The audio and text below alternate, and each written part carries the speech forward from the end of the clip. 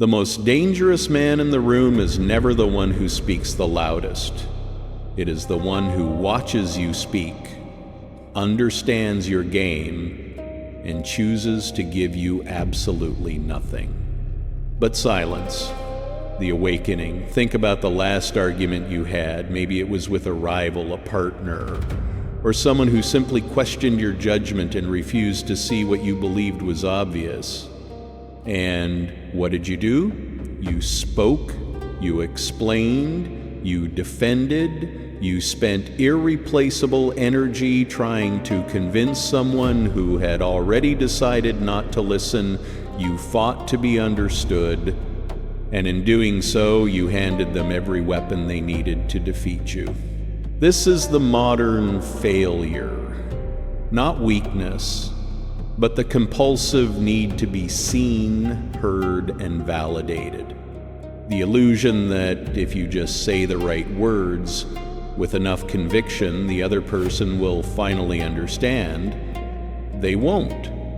And while you were busy explaining yourself, they were reading you, mapping your fears, cataloging your reactions, learning exactly how to push you further. Sun Tzu observed this thousands of years ago.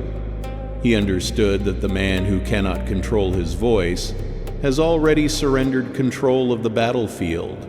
The need to speak is not communication, it is exposure. Every word you offer without strategy is intelligence delivered to the enemy for free.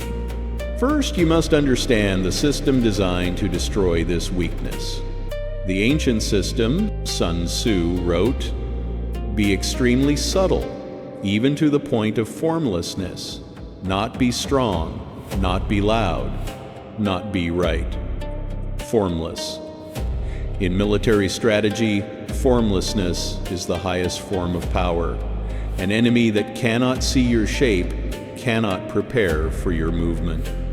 An enemy that receives nothing from you has nothing to work with.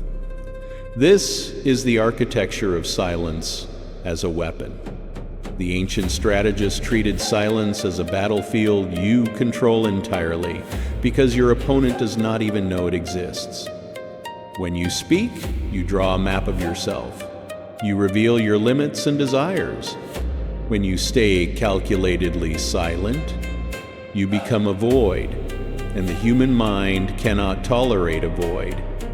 Your opponent will fill your silence with their own assumptions, their own projections, their own insecurities reflected back at them. They will expose every weakness they were trying to hide. You gave them nothing, they gave you everything. This is not patience. This is not the generic Stoic advice to breathe and let go. This is tactical. This is the difference between a man managing his emotions and a man weaponizing them. Sun Tzu did not build his legacy on inner peace. He built it on strategic invisibility. The ones who win are not the ones who feel less, they are the ones who show less. Your emotions are information, and right now you are handing that information to anyone willing to provoke you. But why is it so difficult to simply say nothing? Because the mechanism making you speak is entirely biological. The internal war, your brain is working against you. It was designed for survival, not for silence. When someone challenges you, your amygdala fires. A surge of cortisol floods your system.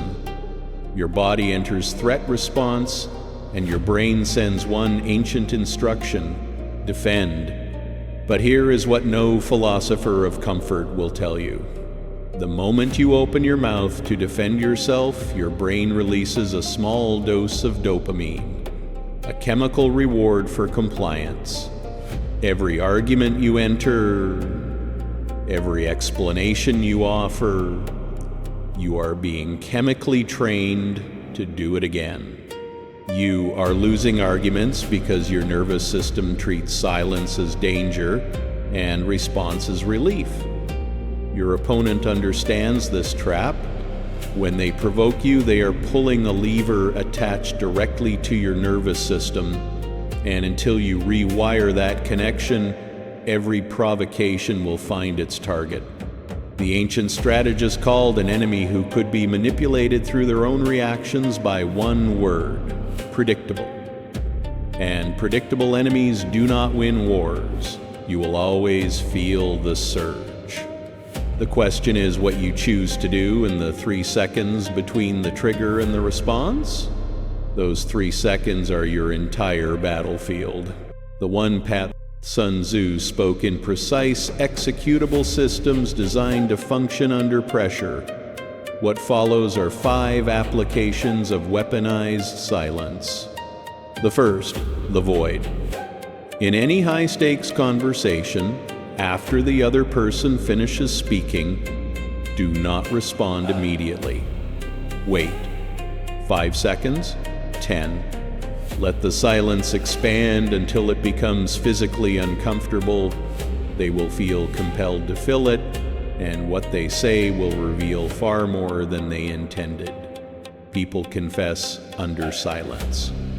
The void is a pressure chamber, and only you know it exists.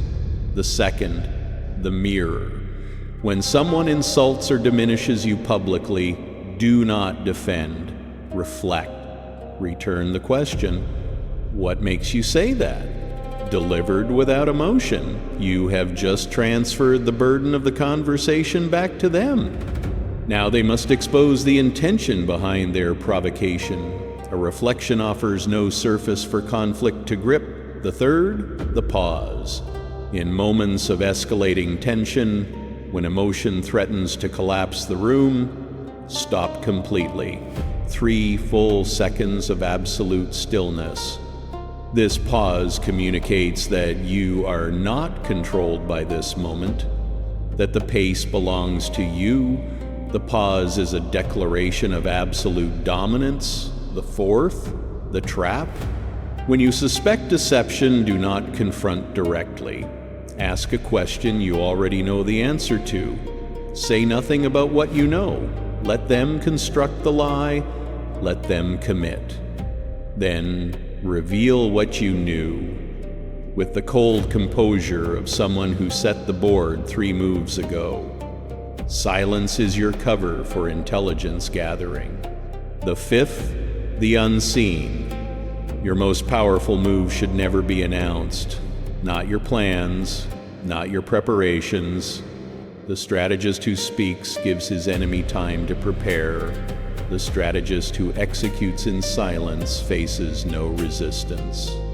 Sun Tzu understood that an enemy who cannot read you cannot defeat you. Your silence is not a void. It is a weapon with a trigger, and only you control when it fires. Practice without gaps. Knowing these tactics is not enough. In the cold light of a quiet room, everything makes sense.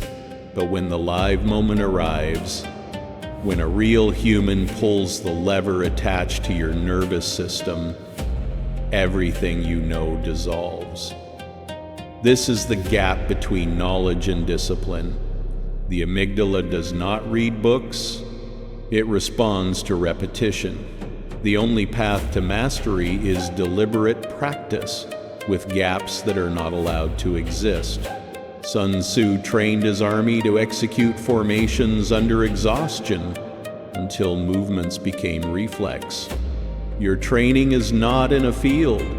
It is in every low-stakes conversation you have today. The colleague who mildly irritates you, use the pause. The negotiation that feels comfortable, deploy the void. The small engagements are the training ground. Every time you hold silence when your instinct says speak, you rewire one circuit of response. The warrior arrives formidable, because he practiced without gaps on every day that came before. Pre-solutions. The strategist who prepares only after the battle has begun has already lost. Most people enter confrontations reactively. They face provocations with no pre-established rules of engagement. Their response is at the mercy of the moment. and the moment is controlled by whoever prepared most. Before you enter any environment where silence will be required, establish your threshold. Decide before you walk in what will and will not receive a response from you, what warrants your words. Almost nothing.